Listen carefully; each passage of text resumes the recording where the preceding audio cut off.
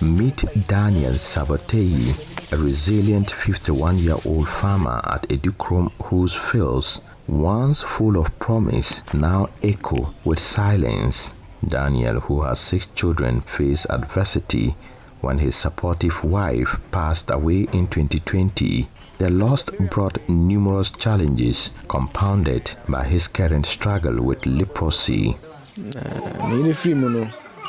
I began to observe unusual changes on my hands shortly after my wife's passing. Concerned about these changes, I sought medical attention, leading to a diagnosis of leprosy. This revelation has left me feeling desperate and increasingly anxious. I am engaged in farming activities, particularly in cocoa, maize, and cassava cultivation.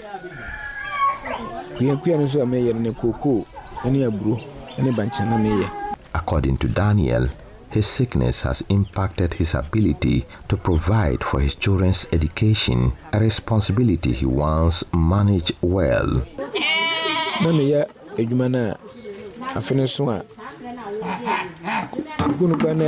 Prior to my challenging experience, I dedicated considerable efforts to my work, meticulously weighing my cocoa beans and generating a profit of 4,000 cedis. However, it is now disheartening to see that the farm's income is insufficient even to cover the wages of laborers, let alone provide for my own needs and those of my children.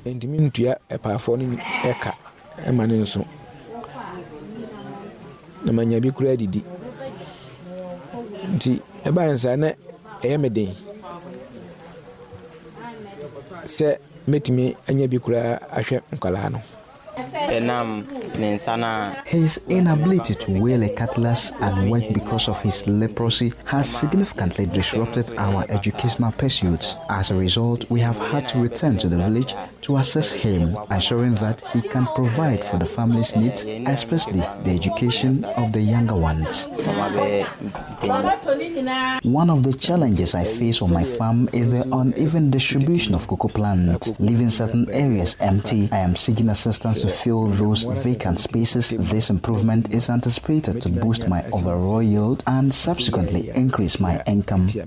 About a year ago, 41-year-old 𝐂𝐤𝐳, a resident of Sekyere East, was afflicted by leprosy, which eventually led to his mysterious death in October 2023. According to his niece, Mami Pokuya, 𝐂𝐤𝐳's fingers began to decay and fall off as a result of the disease.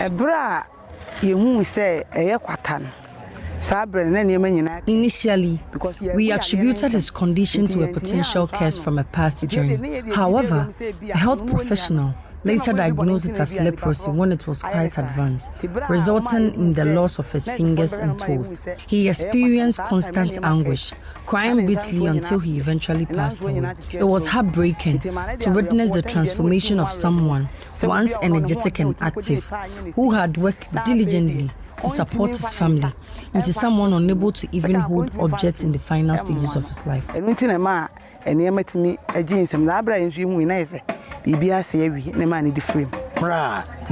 He emitted a strong, unpleasant odor, and maggots were emerging from his feet. While we shared the same sleeping space, unable to endure the situation any longer, I sought a separate room for him to alleviate the discomfort and provide some relief.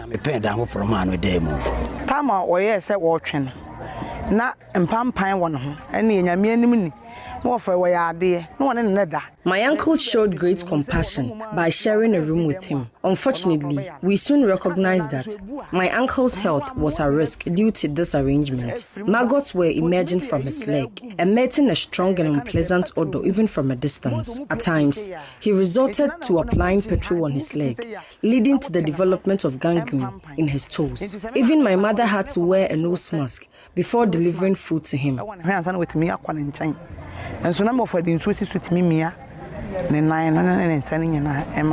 But Daniel and Yaws families are not the only ones who suffered the neglected tropical diseases and TDs. Efia Al-Hassan's dreams are shattering by scabies infections, and she has not been able to conduct any successful business for some time now.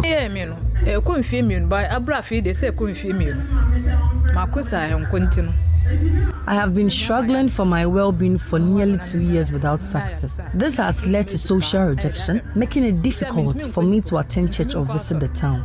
Even when attempting to go out, I have to wear a sweater to conceal myself.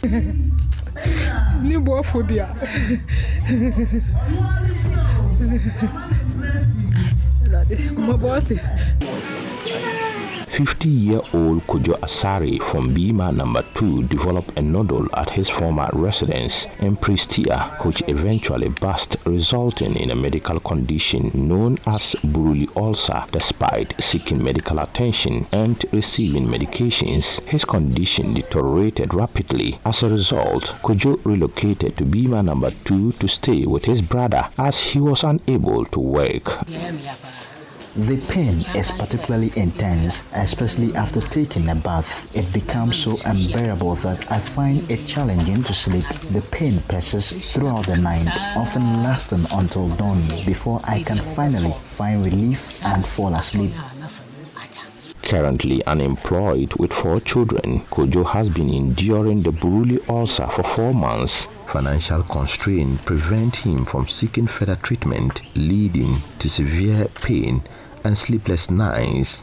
His inability to work has created financial strain for his family, worsening their financial difficulties. We are currently unable to muster the strength and resources needed to care for my brother 𝐂𝐤𝐬𝐧𝐠 and his children. Our situation feels hopeless, and we find ourselves without the necessary resources. In our time of need, we earnestly plead with generous and compassionate individuals to extend their help to us.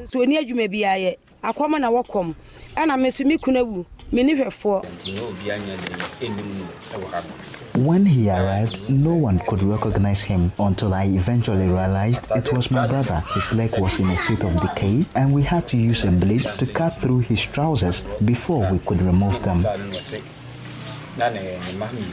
A silent epidemic grips this district. Scabies, lymphatic filariasis, yaws, leprosy, and even deaths from rabies have cast a dark shadow. 13-year-old Rahel Agana woke up one day to find that her left leg had increased in size, displaying signs of a condition known as lymphatic filariasis, as diagnosed by medical doctors. Her father, Isaac Atinga, mentions that the condition had a significant impact on Rahel's school attendance, as her classmates began to ridicule her because of the condition.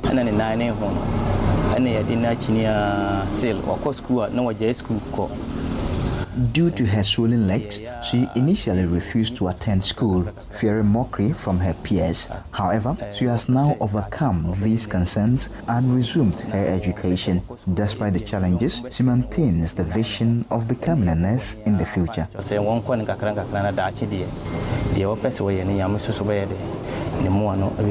Rabies is a fatal viral disease transmitted through infected dog bites, while Buruli ulcer causes severe skin, bone, and tissue damage. Yaws and leprosy are chronic bacterial infections affecting the skin, bones, and nerves. Lymphatic filariasis causes abnormal enlargement of limbs and genitals due to mosquito-borne worms in the lymphatic system. These NTDs cause disfigurement, disability, among others, leading to stigma and discrimination. They primarily affect rural, conflict-ridden, and underserved areas with limited access to clean water and health care.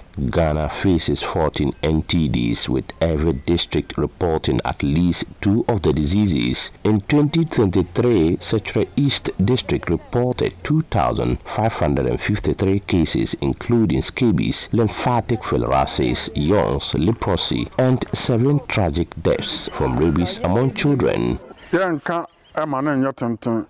Justice 𝐂𝐴T𝐚𝐤𝐲𝐠 is the Sekyere East District Director of Ghana Health Services. Sekyere East has so far recorded about 2,471 cases of scabies for the year 2023. We have recorded 7 deaths associated with rabies. We have also recorded 55 cases of yaws. We have also put 5 cases of leprosy on treatment, and the cases are reporting. Again, we have about 22 cases of lymphatic filariasis. Childness, ignorance, and spiritual beliefs have kept these suffering souls from seeking help, but now interventions are turning the tide. The Sekyere East District Health Directorate brings relief to those in the shadows. Evans Edu Brown is the District Disease Control Officer. We are currently in 𝐂𝐚𝐤𝐳𝐬. We've seen about 50 cases. 20 of them to scabies, and then the others are lymphatic filariasis. That's the NTDs. So currently, the serious ones are being referred to the facility for treatment. We are treating the minor ones here.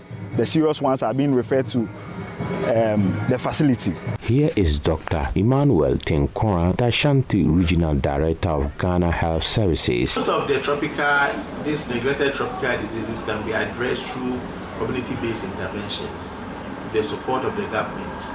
So in the community, we need to do what we call community sensitization and then screening in the community.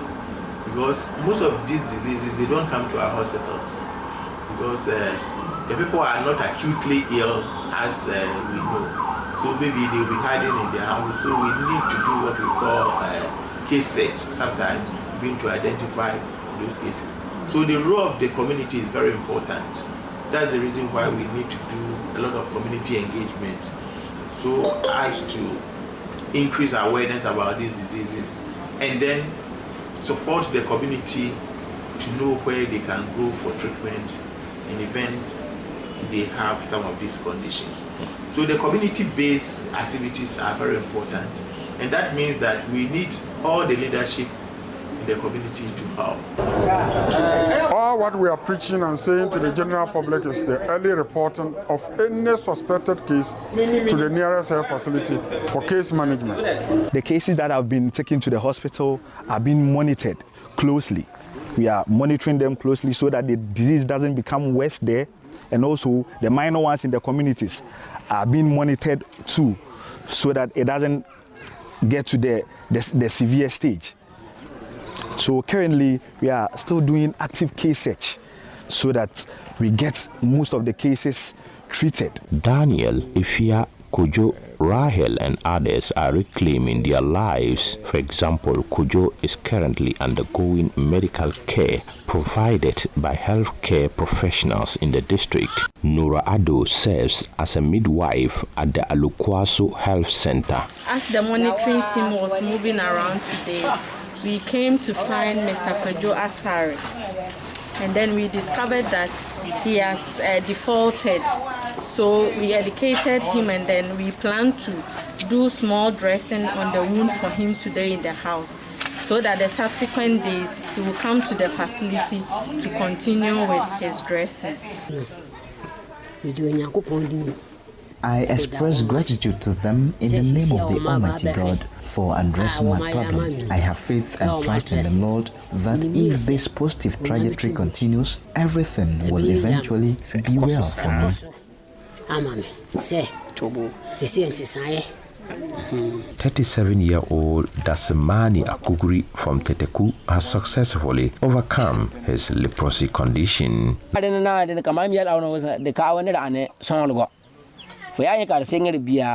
My advice to you is that if you notice any signs, it's essential to understand that it may not be related to witchcraft. Instead, I recommend visiting the hospital for proper medical attention. In my experience, when I sought medical help, it proved to be beneficial. Initially, it started as small balls on my body, accompanied by itching. However, when scratched, it resulted in the formation of black spots on my skin. Nana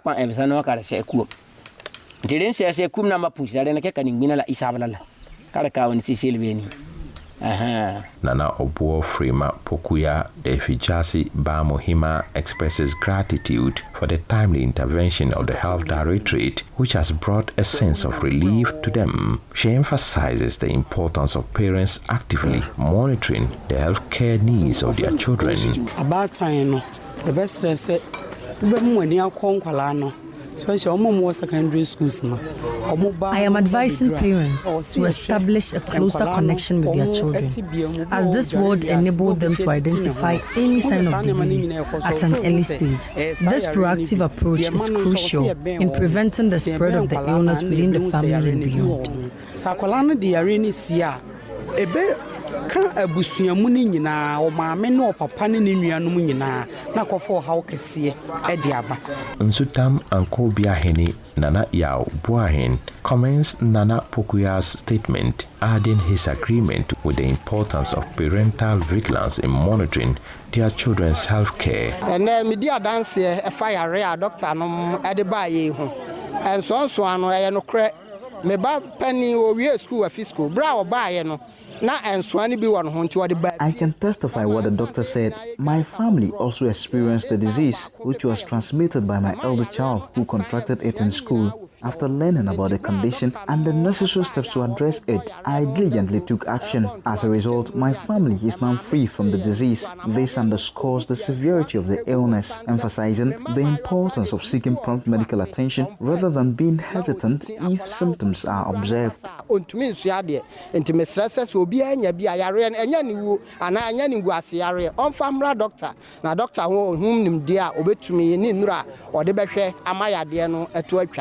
Patricia Amani, a resident, is thrilled by the community outreach as it is instilling hope and empowering individuals to combat the disease. We express our gratitude to God and are immensely pleased that the health workers came to educate and treat our ailments. From now on, we commit to supporting and participating in this program. Residents from different communities in the district now say they believe that NTDs are caused by spiritual attacks has deterred afflicted individuals from seeking assistance. First,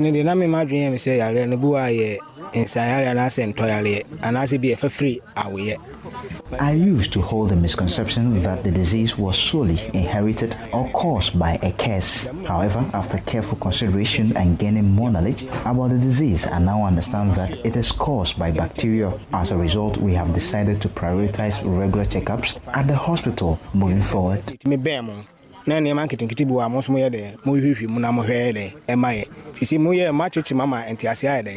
Initially, I believed the disease to be of a spiritual nature, leading to the isolation of those who were infected. However, I have come to realize that isolating individuals with the disease is not the solution. What is essential is providing protection and support for those affected, rather than segregating them from our community. The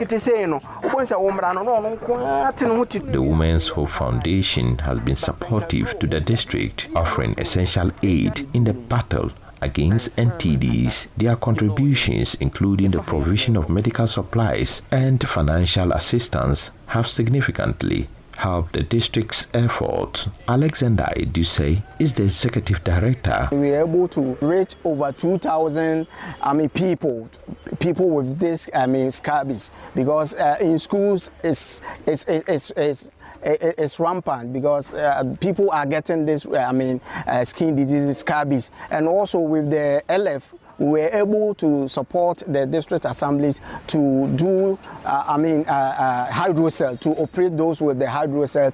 And in addition, with the people with the borreliosis, we are also helping the Sekyere East District Assemblies to raid them to be able to, take care of their treatment, especially the wounds treatment and other, treatment. We are also searching for people with leprosy so that they will also be put in drugs. The partners are giving us various kinds of support.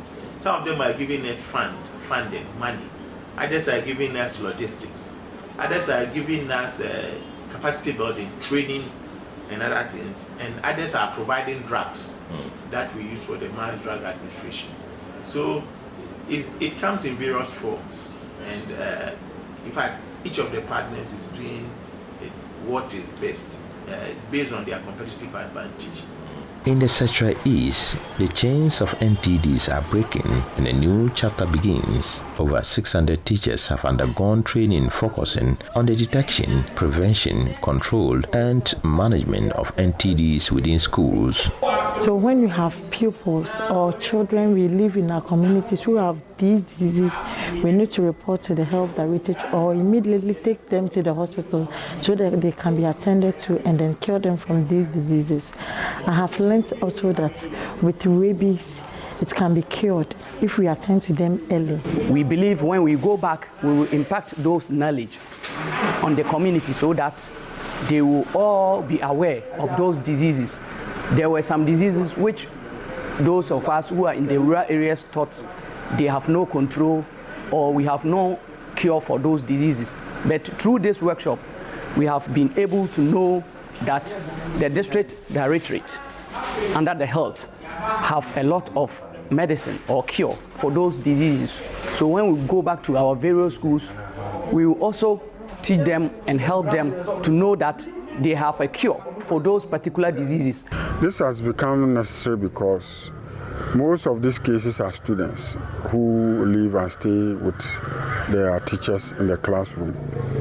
And if the teachers do have knowledge about the diseases, then they will be able to identify such cases and refer them for immediate treatment. Over 300 dogs have also been vaccinated against rabies in 5 selected communities. District Veterinary Officer Irene Efua-Akwa highlights the significance of targeting communities with high number of dogs. They use the dogs for hunting, so they believe that vaccinating their dogs against rabies disease, when they send their dogs for hunting, they will not hunt animals for them. But this perception, it is not true. For them, it is true to them, but for us, it is not true. So we want to erase such a mentality from their minds that at least every year they should vaccinate their dogs against rabies disease. Otherwise, when they go for hunting and they encounter the dogs, the domestic dogs encounter with these bush animals, they transmit the disease to them, then they bring them home. It becomes a burden, then they also bite the human beings. At the end of the day, when it bites them, they won't send them to hospital. Do is when you bring the dog, sometimes the dogs, some of the dogs are very, they don't want human beings to even to touch them. So what we do is we muzzle them with a muzzle. We have a muzzle. We muzzle them. When we restrain them, or the owner will restrain the dog for us. Then what we have something called subcoats.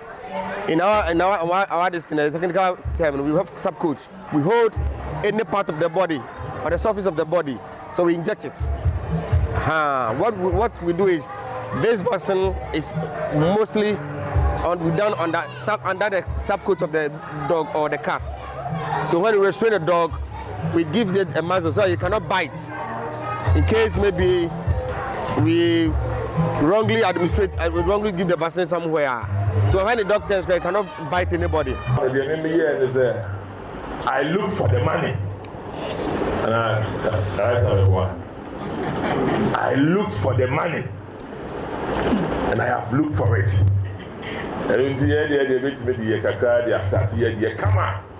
The Member of Parliament for Sekyere constituency, Dr. Nana Ayu Afriye, says capacity building for health personnel is crucial. That's why he has looked for funding to support.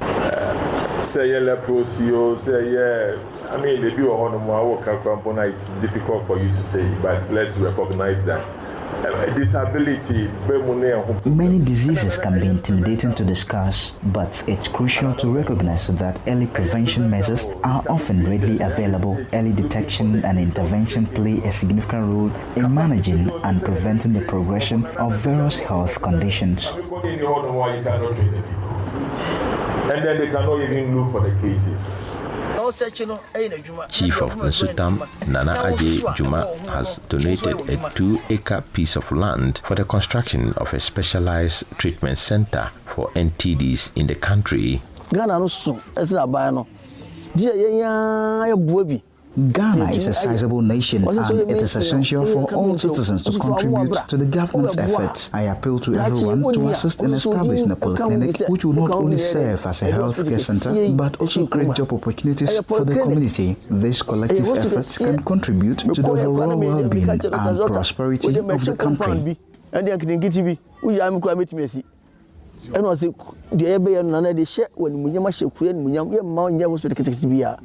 facility is expected to be completed within the next 2 years, pending sufficient funding. Dr. 𝐂𝐴𝐺𝐠 Amua has expressed his commitment to ensuring the operationalization of the facility, affirming that his team would intensify efforts towards this goal. So we just want to employ the various district directors, the other regional directors, and even our partners, the World Health Organization, UNICEF, and all NGOs who are into health, to put their hands on deck to support us in this fight against these diseases. District Chief Executive for Sekyere East, Osei Adia, has extended a plea to all well-to-do individuals, charitable foundations, government officials, among others, with knowledge and resources to support the ongoing intervention. A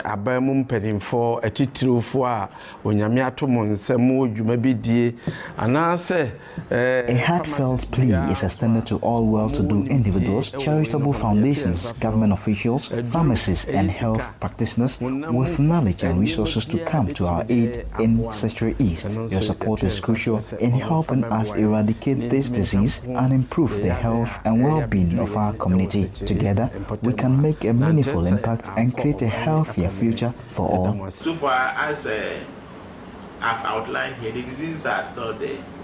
So we need more funding so as to help us to reduce the incidence. Breaking the chains, one community at a time. A report by Mohammed Nurudeen. Na